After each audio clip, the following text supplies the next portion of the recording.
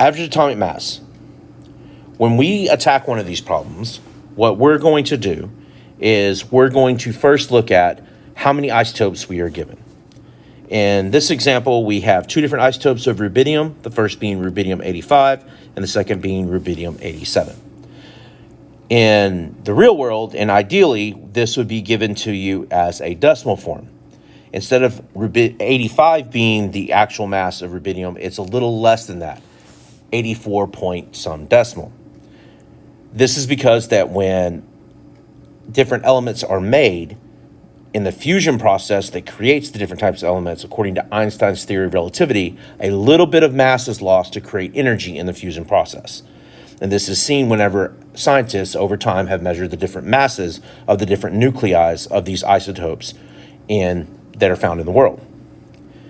For what we're doing in grade level, we're not asking you to use the decimals. We want to go ahead and use the whole numbers. This is how we are a little bit different than what you're going to see in AAC, but really, ultimately, not that big a deal. The math is all the same. It's just changing one set of numbers slightly. So here we have our two isotopes, again, rubidium-85 and rubidium-87. They tell us that rubidium-85 has an abundance of 72.2%, whereas rubidium-87 has an abundance of 27.8%. The first thing I want to do is I want to convert those percentages into decimal form. Remember that all percentages are a decimal multiplied times 100 to get it into a percentage. We want to undo that. So we want to either divide by 100, or the easiest way is to move the decimal two spaces. Example here, 72.2%. If I come in and I take this decimal and I move it 2 times, I can rewrite this as 0.722.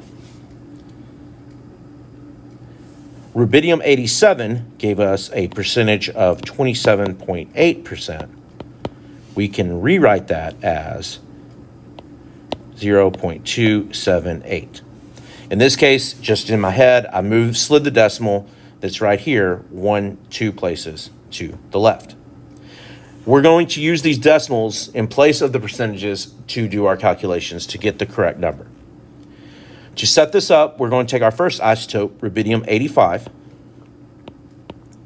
We are going to multiply it times its percentage, but in decimal form, 0.722. Put that in parentheses. We're going to add that to, open parentheses, our rubidium-87, its mass, times its percentage of 0.278. This gives us an overall, when we put this into our calculator, and again, we want to put this in there just like it's shown here to make sure we get the correct answer. We end up with an answer of 85.556. Depending on how many decimals we want to go to and what we asked for, usually this would be okay. This spits out the exact 85.556. I would turn this in as my answer, although I would add AMU at the end. And I would say that is going to be our average atomic mass for rubidium with these two isotopes. If we ask you for a specific number of decimals, you would just round. Usually we go to like 1, 2, or 3. If we were going to shorten this, we'd say 2. But since it spit out exactly 3, I'm okay with this.